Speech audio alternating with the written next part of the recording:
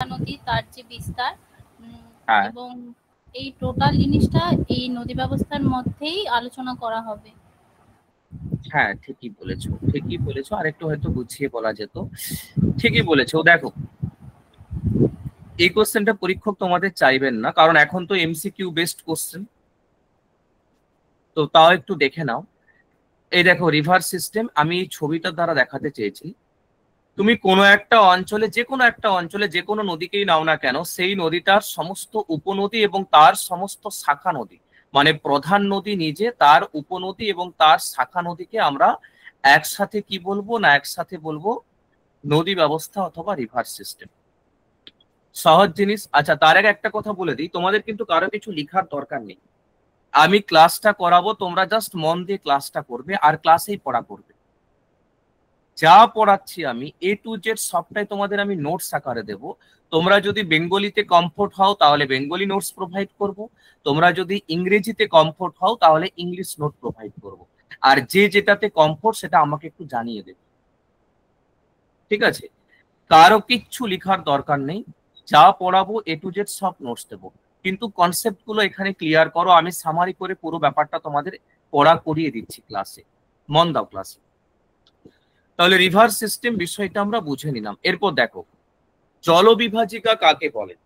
ছোট থেকে পড়ে আসছি যে স্যার জলবিভাজিকা কি না। বিভাজিকা কথার অর্থ কি? বিভাজন করেন যিনি, বিভাজন করেন যিনি, উনি তো বিভাজিকা। তাহলে এই ছবিটা একটু লক্ষ্য করো।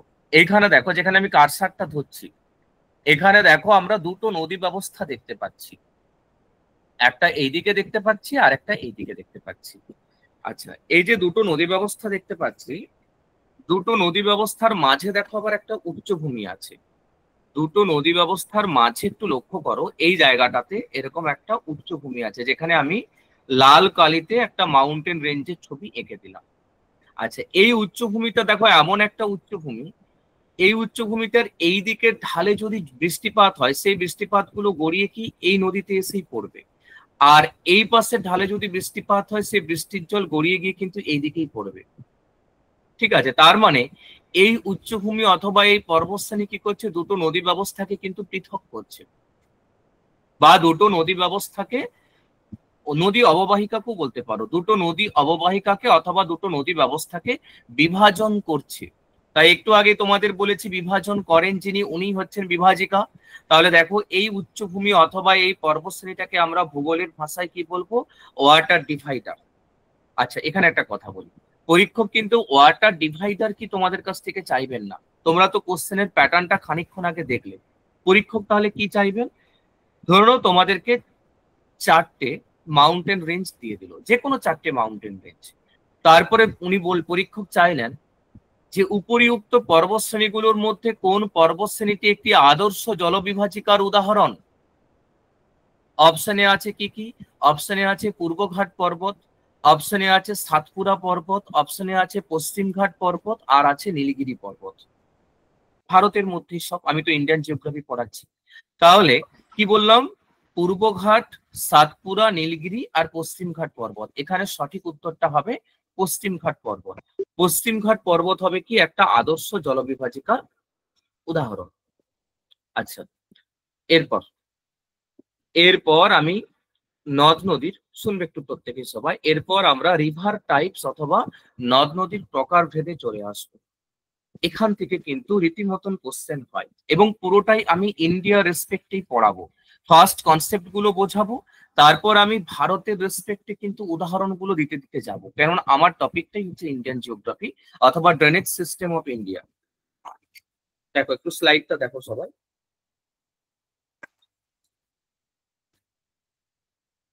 নদ নদীর প্রকারভেদ, ঠিক আছে? এটা আমরা গ্রাজুয়েশনের একদম প্রথমেই পড়েছিলাম, যে নদ নদীর অনেকগুলো ভাগ রয়েছে: অনুগামী নদী, পরবর্তী নদী, বিপরীত নদী, পূর্ববর্তী নদী, অধ্যরোপিত নদী। আজ সেগুলোই আমরা রিকল করব, হয়তো অনেকেই জানো, কিন্তু সেইগুলোই আজকে রিকল করব এবং ইন্ডিয়ার রেসপেক্টে পড়বো, আমরা ভারতের রেসপেক্টে পড়বো। দেখো,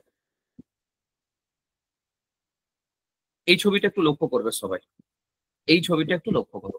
ইমাজিন করো, ইমাজিন করো এটা একটা ত্রিমাত্রিক জায়গা, কোন একটা ত্রিমাত্রিক অঞ্চল, ঠিক আছে। এই অঞ্চলটাতে একটু ভালো করে লক্ষ্য করো, দেখো তো এই অঞ্চলটাতে আমরা দুটো কিন্তু ঢাল পাচ্ছি। কি কি? এই অঞ্চলটা, এই অঞ্চলটার এই দিকের ঢালটাকে আমরা বলবো কি? প্রাথমিক ঢাল অথবা প্রাইমারি স্লোপ। এই দিকের যে ঢালটা, যেটা আমি তীর চিহ্ন দিয়ে দেখালাম, এটা হচ্ছে প্রাইমারি স্লোপ অথবা প্রাথমিক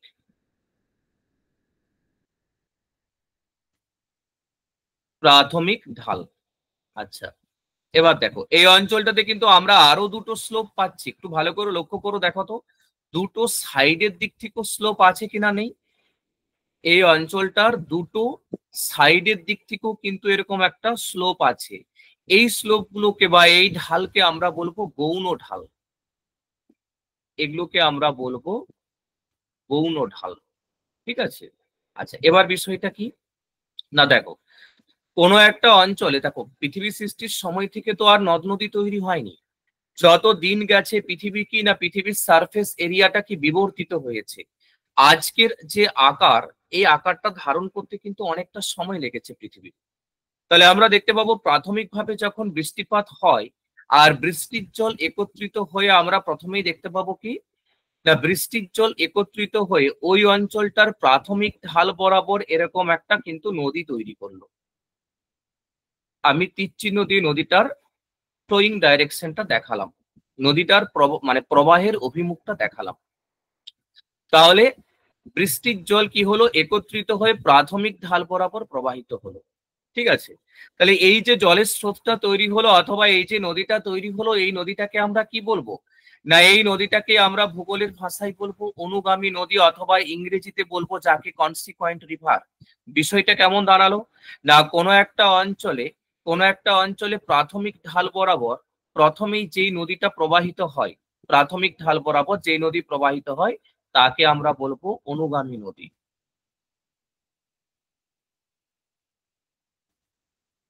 অনুগামী নদী। আচ্ছা, এবার একটু শুনবে প্রত্যেক, একে ইংরেজিতে কনসিকুয়েন্ট রিভার বলি। পরীক্ষক তোমাদের অনুগামী নদী ডেফিনেশন চাইবেন না, কারণ কোশ্চেনের প্যাটার্নটা একটু আগে তোমাদের দেখালাম। পরীক্ষক কি চাইবেন কোশ্চেন, পরীক্ষক এরকম চাইবেন, তোমাকে চারটে নদী দিয়ে দিল, সিন্ধু, শতদ্রু, ব্রহ্মপুত্র আর গঙ্গা। চারটে নদী আছে, চারটে ইম্পর্টেন্ট নদী। আরেকবার বলি, সিন্ধু, শতদ্রু, ব্রহ্মপুত্র আর গঙ্গা। উপরিউক্ত চারটি নদীর মধ্যে কোনটি অনুগামী নদী অথবা কনসিকুয়েন্ট রিভারের উদাহরণ?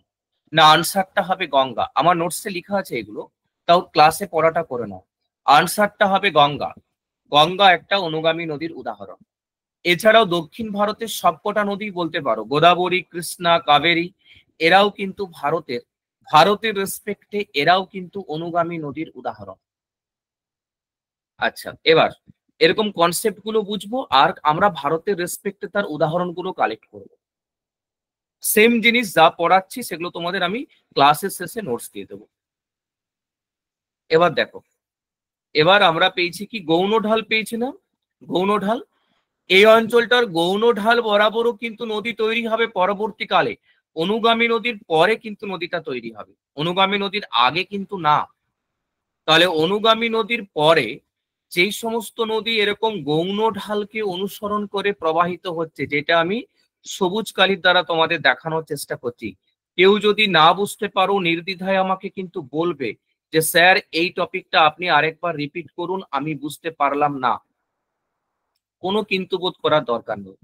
তাহলে দেখো, অনুগামী নদীর পর যে সমস্ত নদী এই অঞ্চলটার গৌণ ঢাল বরাবর প্রবাহিত হচ্ছে তাদেরকে আমরা কি বলবো না, তাদেরকে আমরা জিওগ্রাফির ভাষায় বলবো পরবর্তী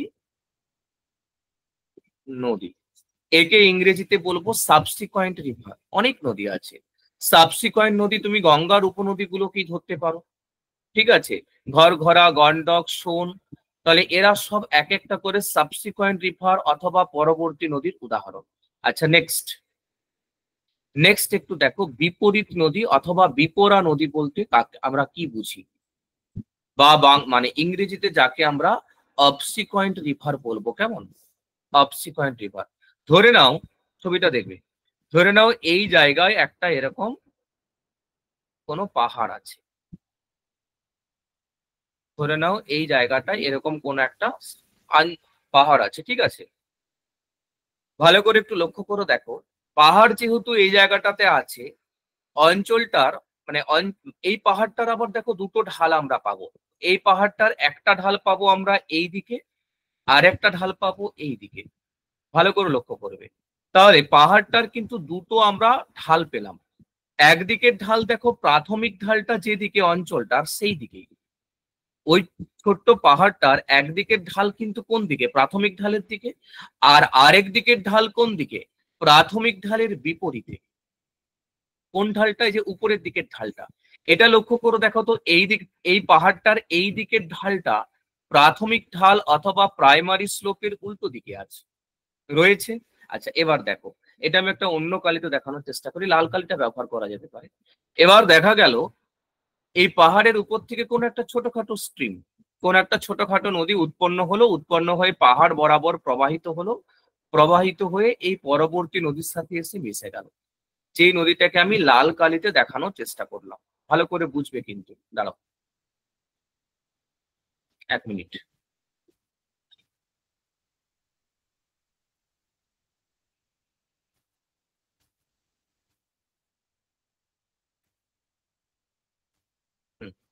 যেটা আমি লাল কালিতে তোমাদের দেখানোর চেষ্টা করলাম, এই নদীটা কি না, এই নদীটা আমরা যদি খুব ভালো করে লক্ষ্য করি, তাহলে প্রাথমিক ঢালের বিপরীত দিকে প্রবাহিত হয়েছে।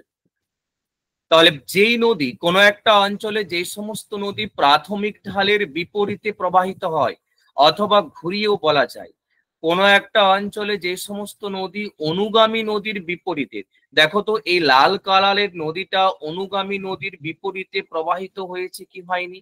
অনুগামী নদীর বিপরীতেই কিন্তু প্রবাহিত হয়েছে।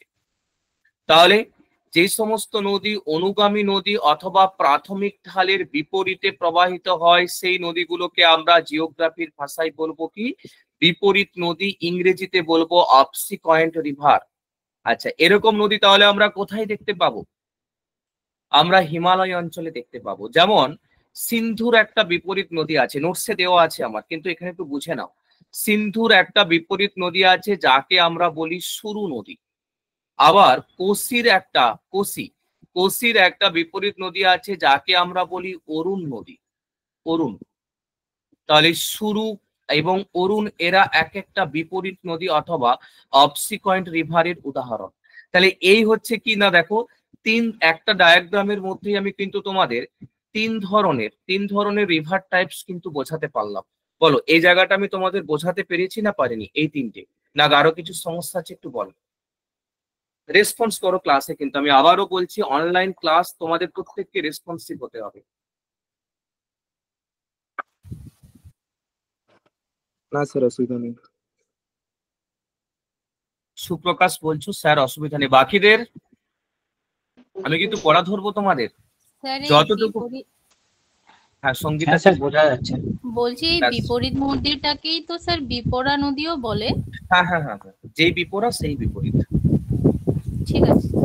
হ্যাঁ, আমি আবারও একটা কথা বলছি, পরীক্ষক তোমাদের ডেফিনেশন চাইবেন না, শর্ট কোশ্চেন চাইবেন। আর ওই টাইপেরই আমি পড়াবো তোমাদের, আর ওই টাইপেরই তোমাদের কিন্তু আমি নোটসটাও প্রোভাইড করব।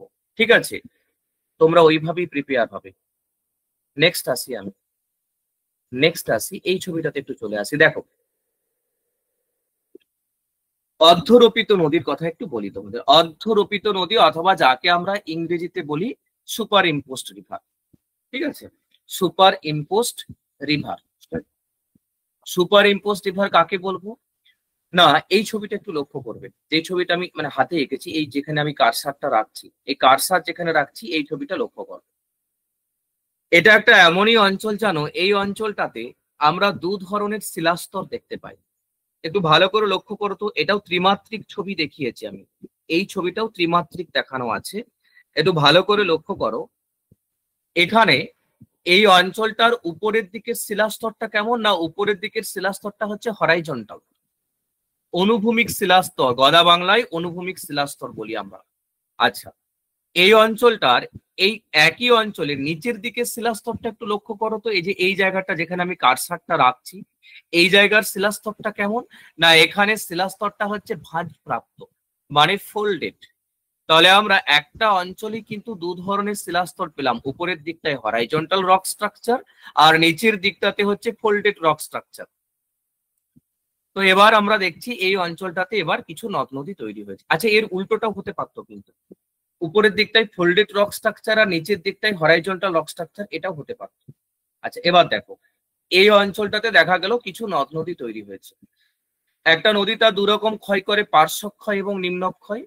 নদী এভাবে নিম্নক্ষয় করতে করতে দেখা গেল এরকম একটা বড় ভি আকৃতির উপত্যকা তৈরি করেছে। এই এরকম, যেরকমটা আমি তোমাদের এখানে আঁকলাম, এরকম বড় একটা দেখা গেল ভি আকৃতির নদী উপত্যকা তৈরি করেছে। ঠিক আছে, আচ্ছা এইটাই আমি পাশে এখানটাতে এঁকেছি। দেখো, তাহলে এই ভি আকৃতির উপত্যকাটা যদি আমরা ভালো করে স্টাডি করি, আমরা দেখতে পাবো ওই নদীটা ফার্স্ট কি করেছে না, নদীটা ফার্স্ট নিম্নক্ষয় করতে করতে হরাইজন্টাল রকসটা উপরে উপরে থাকা হরাইজন্টাল রক স্ট্রাকচারটাকে কিন্তু খেয়ে ফেলেছে, মানে ক্ষয় করে দিয়েছে। তারপর নিচে থাকা ফোল্ডেড রক স্ট্রাকচার মানে ভাঁজপ্রাপ্ত শিলাস্তর, ভাঁজযুক্ত শিলাস্তরের উপর নদীটা নিজেকে আত্মপ্রকাশ করেছে। তাহলে যেই সমস্ত নদী কোনো একটা অঞ্চলের উপরে থাকা শিলাস্তরটাকে ক্ষয় করে নিচের শিলাস্তর, সেটা যে ধরনেরই শিলাস্তর হোক না কেন, নিচের শিলাস্তরে যখন নিজেকে আত্মপ্রকাশ করে, তখন সেই ধরনের নদীগুলোকে আমরা জিওগ্রাফির ভাষায় কি বলবো, সুপার ইম্পোস্ট, অথবা আমরা বাংলায় তাকে অর্ধরোপিত নদী বলবো। আশা করি তোমাদের অর্ধরোপিত নদীটা বোঝাতে পেরেছি আমি। ঠিক আছে, এবার পরীক্ষক তোমাদের অর্ধরোপিত নদীর সংজ্ঞা চাইবেন না। ভারতের নিম্নলিখিত কোন নদীটি একটি অর্ধরোপিত নদীর উদাহরণ? পরীক্ষক এই কোশ্চেন, এই ধরনের কোশ্চেন চাইবেন। বা কোনটি অর্ধরোপিত নদী নয়, এই ধরনের কোশ্চেন চাইবেন। তাহলে ভারতের সুবর্ণরেখাই হচ্ছে একটা বেস্ট এক্সাম্পল বলতে পারো অর্ধরোপিত নদীর উদাহরণ, সুবর্ণরেখা। আচ্ছা, আরেকটা এবারে আমি নেক্সট কনসেপ্টে আসি। নিচের ডায়াগ্রামটা দেখো, এই ডায়াগ্রামটা দেখো, এখানেও ত্রিমাত্রিক ছবি আঁকা আছে। ধরে নাও এই অঞ্চলটাতে অলরেডি একটা নদী কিন্তু প্রবাহিত হচ্ছিল, যেটা আমি দেখানোর চেষ্টা করেছি নীল কালি দিয়ে। অলরেডি একটা নদী প্রবাহিত হচ্ছিল, কিন্তু দেখা গেল এই অঞ্চলটাতে এরকম একটা জায়গা করে একটা পর্বত শ্রেণী অথবা উচ্চভূমি উত্থিত হয়েছে, এরকম একটা পর্বত শ্রেণী অথবা উচ্চভূমি উত্থিত হয়েছে। ঠিক আছে, মানে আপলিফট হয়েছে। এবার তোমরাই বলো, তাহলে যদি, আচ্ছা এখানে বলি নদীটা কিন্তু প্রাচীন আর পর্বত শ্রেণীটা কিন্তু নবীন, তাহলে তাহলে যদি ওই নদীর প্রবাহ পথে যদি হঠাৎ করে এরকম কোন একটা ভূমিভাগ বা কোন একটা পর্বতশ্রেণী যদি উত্থিত হয়, তাহলে নদী কি তার প্রবাহ বন্ধ করে দেবে? না, বন্ধ করবে না। নদী কি করবে? নদী তার নিম্নক্ষয়ের পরিমাণটাকে অনেকটা বাড়িয়ে দেবে। আর নদী নিম্নক্ষয় করতে করতে আমরা দেখতে পাবো নদী তার প্রবাহ পথটাকে কিন্তু মেনটেন করবে, নদী তার প্রবাহ পথটাকে মেনটেন করবে। ঠিক আছে, মানে তার মানে পর্বতের এই জায়গাটা, পর্বতের এই তালে বলে বলে দেবে যে আমি সবকিছু বলেছি। হ্যাঁ, তুমি আমাকে তালে বলে বোঝালে আমি বুঝে যাবো। আমি তো ছোট বাচ্চা নাকি? কেউ কিছু বলছো? শোনো না, প্রথমে মাননি কেন? কেউ কিছু বলছো মানে? প্রথমে মাননি কেন? আচ্ছা দেখো, আজকে না মানার ইচ্ছাটা তুমি মেনেছো, এটা তো আমাকে এক প্রকার দয়া দেখানো সুদীপ্ত। একটু এটা যদি না কিছু বেয়ারি থাকে তাহলে স্পিকারটা না বলে তালে মালে গোলে মালে বলবে তুমি শুনোনি না, তুমি এই কথাটা শোনোনি, তুমি কথাটা শোনোনি। আরে বাবা, তুমি বলেছো, আমি বলছি তুমি রাস্তায় বলেছো, আর আমি বলছি তুমি বলোনি, তার মানে আমি নিশ্চয়ই শুনিনি তো এক প্রকার। অনেকদিন একটু স্পিকারটা বন্ধ করো তোমার। না না না না না না না, ওইসব কিছু বলেনি, কিন্তু এক প্রকার কি দাঁড়াচ্ছে একটু মানে একটু লজিক্যালি ভাবো। মানে তুমি আমাকে বলেছো, আমি শুনিনি, তাহলে এখানে আমরা কি দেখতে পাবো না, এই পর্বতটাকে নিম্নক্ষয় করে, এই পর্বতের এই অংশটাতে নিম্নক্ষয় করে কি নদী তার প্রবাহ পথটাকে মেনটেন করে। সেই কারণে এই নদীটাকে আমরা কি বলবো, অ্যান্টিসিপেট রিভার। তোমার লাইফে বড় ভুল হয়েছে, সেই কারণে এই নদীটাকে আমি বিয়ের প্রস্তাব নিয়ে গেছি। বলো, এখন আমাকে শোনাচ্ছ আমি বিয়ে করে ভুল করেছি, আমার কি করার আছে? আমার কি করার আছে? তুমি আমাকে একটা বিয়ে করে আমাকে এই কথা বলছো, আমার কি করণীয়টা কি আমার হতে পারে? তুমি আমাকে প্রথম বলেছো।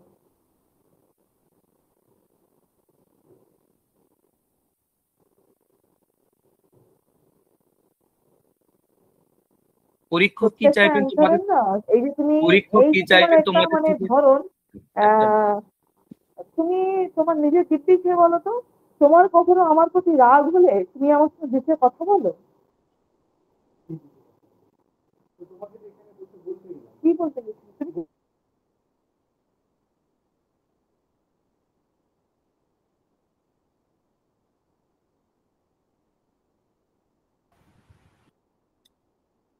হ্যাঁ ঠিক আছে, এবার দেখো পরীক্ষক কি চাইবেন যে এর উদাহরণ চাইবে।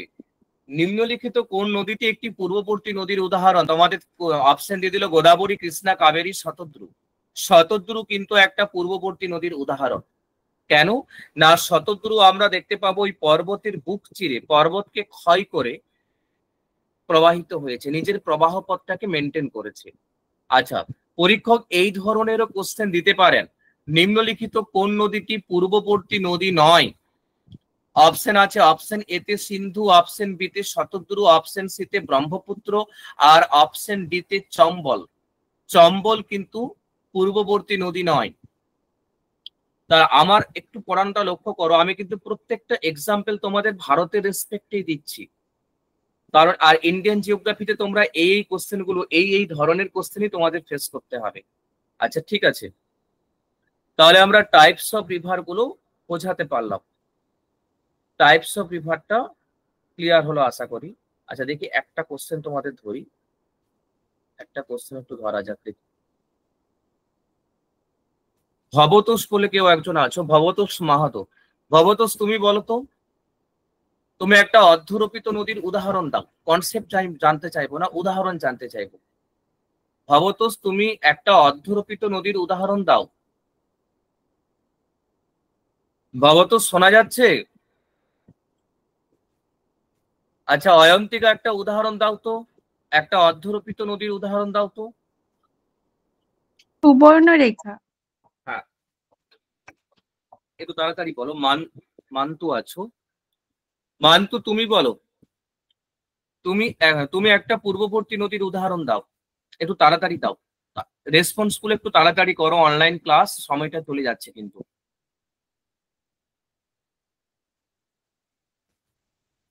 মান্তু শুনতে পাচ্ছে না। মৌপিয়া বলো, মৌপিয়া একটা পূর্ববর্তী নদীর উদাহরণ দাও, তাড়াতাড়ি রেসপন্স করো। মৌপিয়া শোনা যাচ্ছে আমার কথা? শুনতে পাচ্ছে না হয়তো। পারমিতা বলো, একটা পূর্ববর্তী নদীর উদাহরণ দাও। হ্যাঁ স্যার, কি বলছিলেন? হ্যাঁ বলছিলাম একটা পূর্ববর্তী নদীর উদাহরণ জানতে চাইছিলাম তোমার কাছ থেকে। স্যার পূর্ববর্তী নদী স্যার গঙ্গা। তুমি ক্লাস মন দিয়ে করনি তার মানে। গঙ্গা নয় পূর্ববর্তী নদীর সিন্ধু। উদাহরণ। পারমিতা সিন্ধু। বলো। হ্যাঁ সিন্ধু নদী স্যার। একটা একটা করে বললে তো লাগবেই। হ্যাঁ সিন্ধু হবে।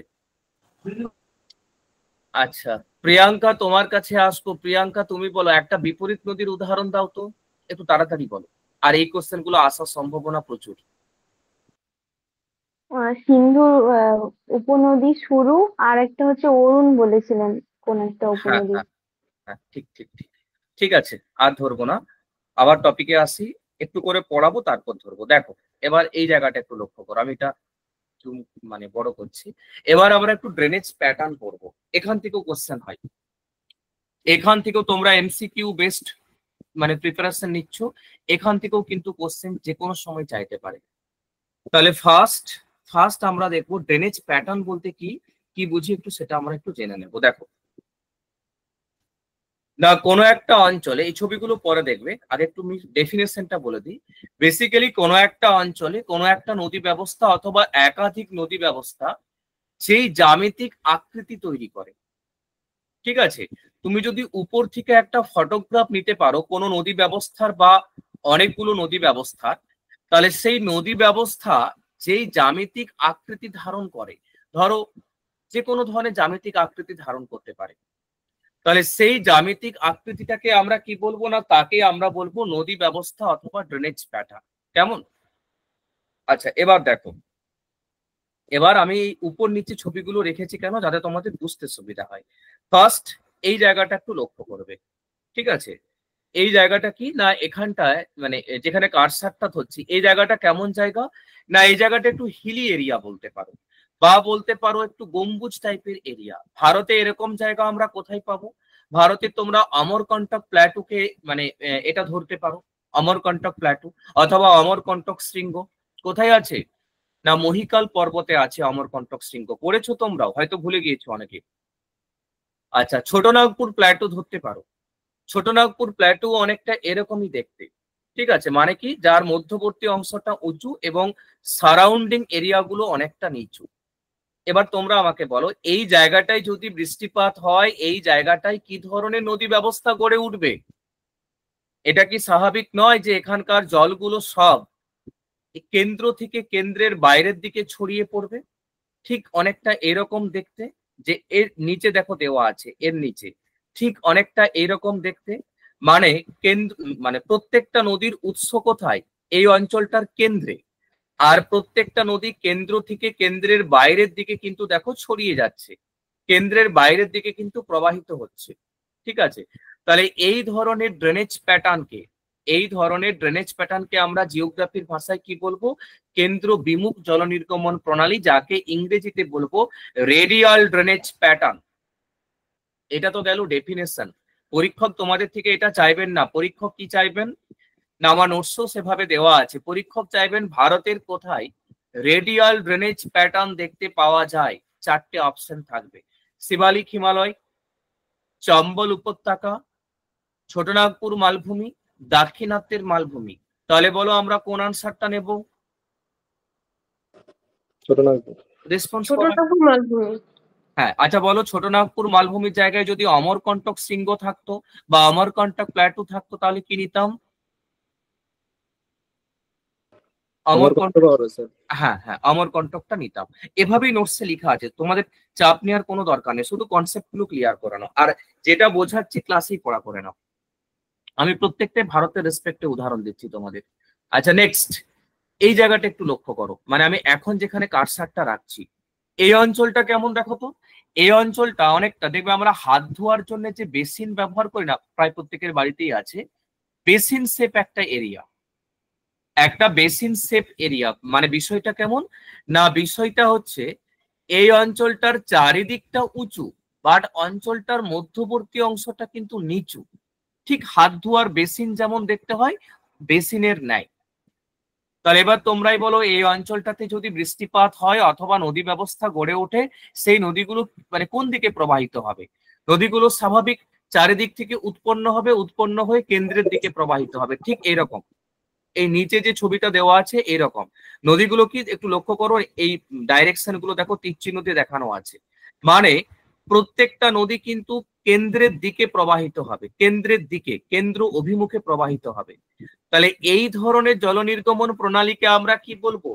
ইংরেজিতে বলবো সেন্ট্রিপিটাল ড্রেনেজ প্যাটার্ন, বাংলায় বলবো কেন্দ্রমুখী জল নির্গমন প্রণালী। পরীক্ষক সংজ্ঞা চাইবেন না, পরীক্ষক তোমাদের উদাহরণ চাইবে, মানে ডেফিনেশন চাইবে, সরি উদাহরণ চাইবে। কি কি? এখানেও ধরো 4টে অপশন দিয়ে দিল যে ভারতের কোথায় কেন্দ্রমুখী জল নির্গমন প্রণালী দেখতে পাওয়া যায়। উদাহরণ তোমার অপশন গুলো একটু শোনো, আসাম উপত্যকা, ছোটনাগপুর মালভূমি, আচ্ছা শিবালিক হিমালয়, আর মধ্যপ্রদেশের রায়গড় বেসিন। আনসারটা নেব আমরা রায়গড় বেসিন। এমপিতে একটা জায়গা আছে রায়গড়, শুনেছো তোমরা নাম? সেই রায়গড় বেসিন বা সেই রায়গড় উপত্যকা অঞ্চলে আমরা ঠিক এই ধরনের জল নির্গমন প্রণালী অথবা কেন্দ্রমুখী জল নির্গমন প্রণালী দেখতে পাই। এই উদাহরণগুলো মনে রাখো, আমি কিন্তু শেষে তোমাদের পড়া ধরবো। কেন্দ্র বিমুখ যদি বলে রেডিয়াল ড্রেনেজ প্যাটার্নের ক্ষেত্রে কোথায় কোথায় পেয়েছি? ছোটনাগপুর মালভূমি, আর একটা পেলাম আমরা অমরকন্টক শৃঙ্গ। আচ্ছা কেন্দ্রমুখীর ক্ষেত্রে কি পেলাম না রায়গড় বেসিন এমপির, মধ্যপ্রদেশের। নেক্সট একটু দেখবো ডেনড্রাইটিক ড্রেনেজ প্যাটার্ন অথবা বৃক্ষরূপী জল নির্গমন প্রণালী। আমরা প্রত্যেকেই পড়ে এসেছি, কোথায় দেখা যায় না মোটামুটি একনত শিলাস্তর যেখানে দেখতে পাই, ইনক্লাইনাল রক স্ট্রাকচার অথবা একনত শিলাস্তর, ঠিক অনেকটা এরকম। এই যে ছবিটা দেখতে পাচ্ছ তোমরা, ঠিক এইরকম একদিকে ঢাল যেখানে দেখতে পাবো আমরা, ঠিক আছে। এরকম একদিকে ঢাল বিশিষ্ট কোনো অঞ্চলে কি না এই ধরনের বৃক্ষরূপী জলনির্গমন প্রণালী আমরা দেখতে পাবো। এরকম বৃক্ষরূপী ঠিক একটা গাছের নাই, এরকম গাছের নেই। এই নিচের ডায়াগ্রামটা লক্ষ্য করো, একটা গাছের নাই। মানে এই বলতে পারো একরকম বলতে পারো এই যেখানটায় মোহনা, এই মোহনাটা গাছের শিকড়, আর প্রধান নদীটা গাছের কাণ্ড, তার উপনদীগুলো কি না গাছের বিভিন্ন শাখা প্রশাখা। ঠিক আছে, তাহলে বৃক্ষরূপী জলনির্গমন প্রণালী আমরা একনত শিলাস্তরযুক্ত অঞ্চলগুলোতে দেখতে পেলাম। কিন্তু পরীক্ষক সংজ্ঞা চাইবেন না, উনি কি চাইবেন? উদাহরণ চাইবেন। একই রকম অপশন দিলেন তোমাদের যে ভারতের কোন নদী ব্যবস্থাটা একটি বৃক্ষরূপী জলনির্গমন প্রণালীর উদাহরণ? গঙ্গা নিজেই বৃক্ষরূপী জলনির্গমন প্রণালীর উদাহরণ, সিন্ধু নিজেই উদাহরণ, কৃষ্ণা, গোদাবরী, কাবেরী এরা প্রত্যেকেই কিন্তু এক একটা বৃক্ষরূপী জলনির্গমন প্রণালীর উদাহরণ। তাহলে কি কি বললাম? সিন্ধু নদী ব্যবস্থা, গঙ্গা নদী ব্যবস্থা, কৃষ্ণা নদী ব্যবস্থা, গোদাবরী নদী ব্যবস্থা, কাবেরী নদী ব্যবস্থা, এরা প্রত্যেকেই একটা একটা বৃক্ষরূপী জলনির্গমন প্রণালীর উদাহরণ। ক্লিয়ার করতে পারলাম? আশা করি তোমাদের 3 ধরনের জলনির্গমন প্রণালী আর ভারতের রেসপেক্টে তার উদাহরণগুলো আমি ক্লিয়ার করতে পেরেছি। আচ্ছা, মনে রাখবে কিন্তু আমি লাস্টে পড়া ধরবো তোমাদের। নেক্সট আমরা দেখব রেক্ট্যাঙ্গুলার ড্রেনেজ প্যাটার্ন, আয়তক্ষেত্ররূপী জলনির্গমন প্রণালী। বেসিক্যালি আগে এই অঞ্চলটা একটু লক্ষ্য করো, এই যে এই অঞ্চলটা যেখানে আমি কারসারটা ধরছি, কেমন যেখানে কারসারটা রাখছি, এই অঞ্চলটা একটু লক্ষ্য করো। দেখো তো এই অঞ্চলটাতে জানো বেশ একাধিক চ্যুতি অথবা একাধিক ফাটল আমরা দেখতে পাই। মানে একটা ফল্টেড এরিয়া বলতে পারো, চ্যুতি সমন্বিত ফল্টেড এরিয়া। তাহলে এই এরিয়াতে বা ফাটলযুক্ত এরিয়া, এই এরিয়াতে কি ধরনের জলনির্গমন প্রণালী ডেভেলপ হবে না এই এরিয়াতে আমরা দেখতে পাবো আয়তক্ষেত্ররূপী অথবা রেক্টেঙ্গুলার ড্রেনেজ প্যাটার্ন ডেভেলপ হবে। আচ্ছা, এই ড্রেনেজ প্যাটার্নটার একটা বিশেষত্ব রয়েছে, কেমন জানো? এই ড্রেনেজ প্যাটার্নটার একটা বিশেষত্ব রয়েছে, সেটা একটু বলে দিই তোমাদের। এই ড্রেনেজ প্যাটার্নটার জানো প্রত্যেকটা নদীর সাথে 90 ডিগ্রি অ্যাঙ্গেলে মিলিত হয়। দেখো এইখানে কোনগুলো একটু দেখো, একটু জুম করে দিই।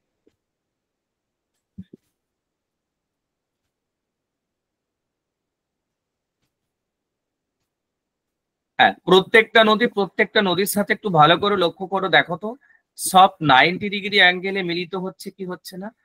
প্রত্যেকটা নদীর সাথে কিন্তু দেখো 90 ডিগ্রি কোণে, অলমোস্ট 90 ডিগ্রি কোণে মিলিত হচ্ছে। কেন না? চ্যুতি সমন্বিত যে অঞ্চল, তুমি যে অঞ্চলেই যাও না কেন, আমি ভারতের রেসপেক্টে পড়াচ্ছি, তোমাদের অন্যান্য স্যার হয়তো এই বিষয়গুলো ওয়ার্ল্ডের রেসপেক্টে পড়াবেন।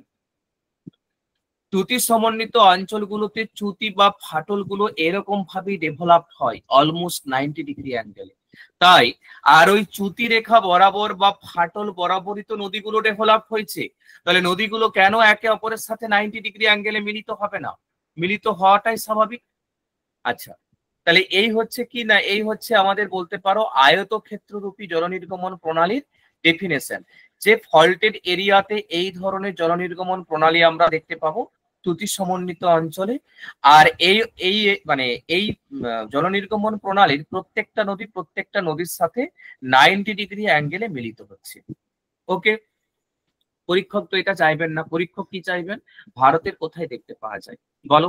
আর আমি জানি এই জায়গাগুলোই তোমরা কিন্তু প্রিপেয়ার নয়, তোমরা প্রত্যেকে গড়গড় করে প্রত্যেকটা জলনির্গমন প্রণালী বলে দেবে, সেই বিশ্বাসটুকু আছে, মোটামুটি বলে দেবে। পারবে না কি না ভারতের রেসপেক্টের উদাহরণগুলো তোমরা বলতে পারবে না, আর ওই ধরনেরই কোশ্চেন হবে। ভারতে আমরা দেখতে পাবো চম্বল উপত্যকা, বেতোয়া উপত্যকা, কেন উপত্যকা, এই জায়গাগুলোতে আমরা এই রেক্টেঙ্গুলার ড্রেনেজ প্যাটার্নকে দেখতে পাবো। আবারও বলি, চম্বল, বেতোয়া, কেন, যমুনার উপনদী, এই জায়গাগুলোতে আমরা মোটামুটি ভাবে এই রেক্টেঙ্গুলার ড্রেনেজ প্যাটার্নটা লক্ষ্য করতে পারবো। ঠিক আছে, নেক্সট পরেরটাতে আসবো। পরেরটাতে আমরা চলে আসি। পরেরটা কি? প্যারালাল ড্রেনেজ প্যাটার্ন, বাংলায় যাকে আমরা বলবো সমান্তরাল জলনির্গমন প্রণালী। ঠিক আছে, আচ্ছা এটা কোথায় দেখতে পাবো? সমান্তরাল জলনির্গমন প্রণালীটা আমরা দেখতে পাবো বেসিক্যালি ভারতের যে পশ্চিমঘাট পর্বত আছে না, ভারতের পশ্চিমঘাট পর্বতের পশ্চিম ঢালটাতে। ভারতের পশ্চিম ঘাট পর্বতের পশ্চিম ঢাল মানে আরব সাগরের দিকে যে ঢালটা আছে সেই ঢালটাতে আমরা জানো আমরা এই ধরনের নদী ব্যবস্থা ঠিক এই জায়গাটা দেখতে পাচ্ছ না, দাঁড়াও একটা মিনিট। এই যে এই ডায়াগ্রামটা একটু লক্ষ্য করো, এটা তো প্যারালাল ড্রেনেজ প্যাটার্নের ফিজিওগ্রাফিটা মানে এইরকম ভূপ্রকৃতি হলেই আমরা কিন্তু প্যারালাল ড্রেনেজ প্যাটার্নটা তৈরি হতে দেখতে পাবো। ওই জন্য আমি জুম করলাম জায়গাটাকে।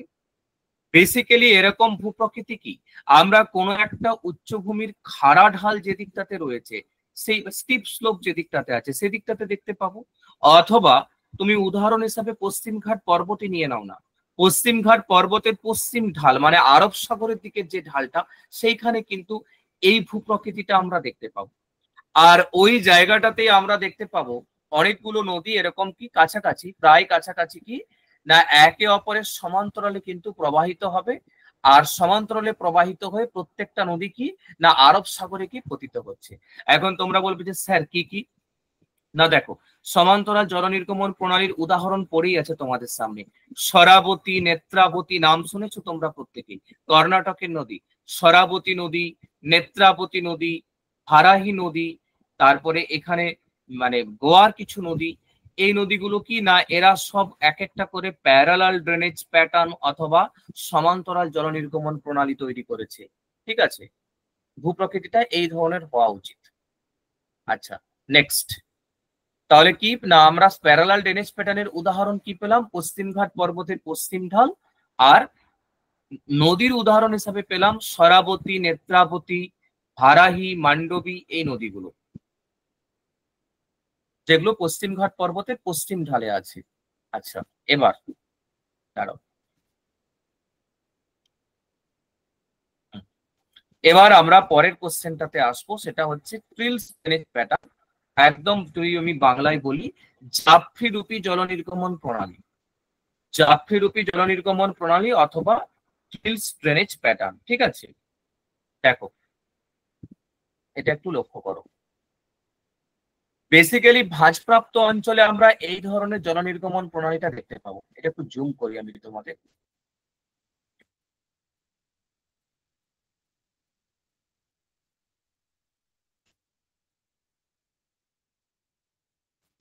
বেসিক্যালি ভাঁজপ্রাপ্ত অঞ্চলে আমরা এই ধরনের ড্রেনেজ প্যাটার্ন দেখতে পাবো। ঠিক আছে, যেমন একটু ছবিটা দেখো সবাই, একটু ছবিটা সবাই দেখো, এই অঞ্চলটা দেখো। স্যার দেখতে পাচ্ছি না ছবিটা। কেন, আমার তো স্ক্রিন শেয়ার করা